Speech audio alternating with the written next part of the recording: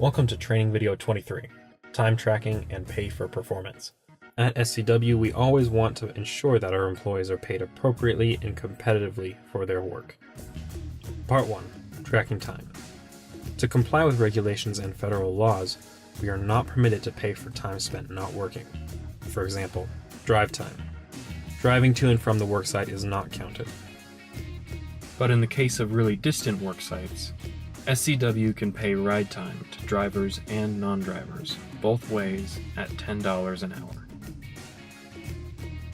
You are encouraged to drive your own vehicle to the worksite and park in areas designated by crew leaders. Or you can come to SCW's headquarters and carpool. SCW assigned drivers will be paid for drive time. All SCW vehicles are equipped with GPS units to monitor time. Idle time will also not be paid for. This includes lunchtime, other breaks, and time spent on the phone for personal calls.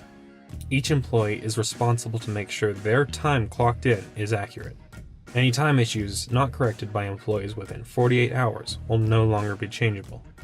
To correct an issue with time tracking, you can text a member of the office staff or notify your crew leader. Only a crew leader can approve a correction in your time tracking.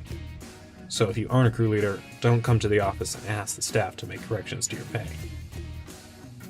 Part 2. The app. Using the About Time app on a smartphone, we try to keep time tracking as simple as possible. Crew leaders will keep track of the team's hours. Authorized employees can also be in charge of keeping track of their own hours. In order to get your app set up, meet with the ladies in the office. You will set up a 4-digit PIN to log in each time you use the app. As a crew leader, you can clock in multiple employees at once. Just select the names of who's working and hit the green In button. You will then select the location of the job, which can be kept from the day before or changed. Finally, select the task you will be completing for the day: footing, wall, footing repair, or wall repair. Double check on the next screen that the info is correct and click Accept. Keep in mind, for drive time, a foreman, second man, or anyone driving a company truck to the job site clocks in with the job number under footing or wall.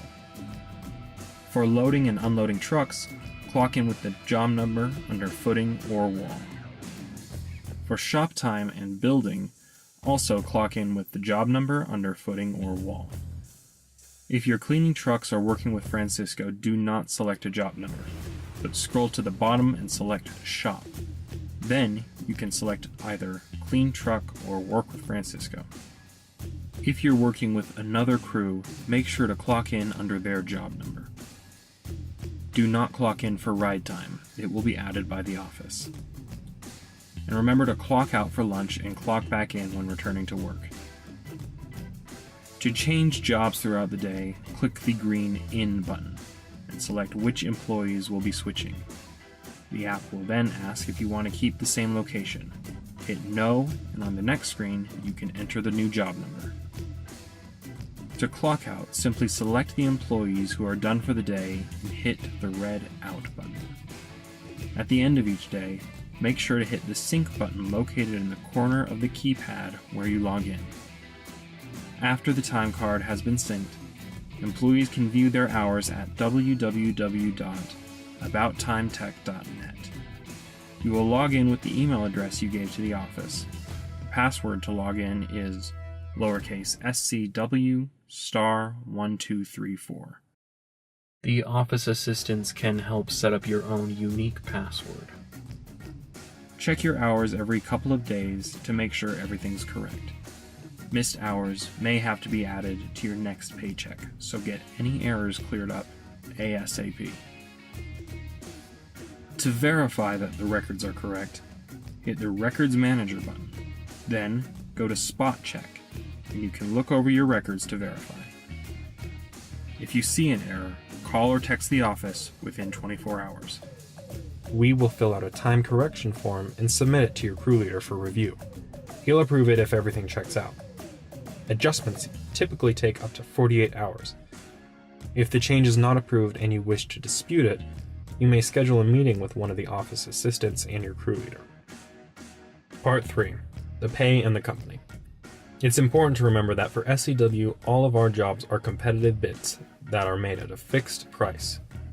If our work is inefficient or less productive, we may lose money on a job.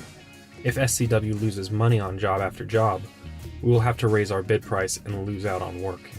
We will have less money for wage increases. And if things don't improve, we will have to lay off employees. But efficient and productive work results in more competitive bidding, so we have more jobs.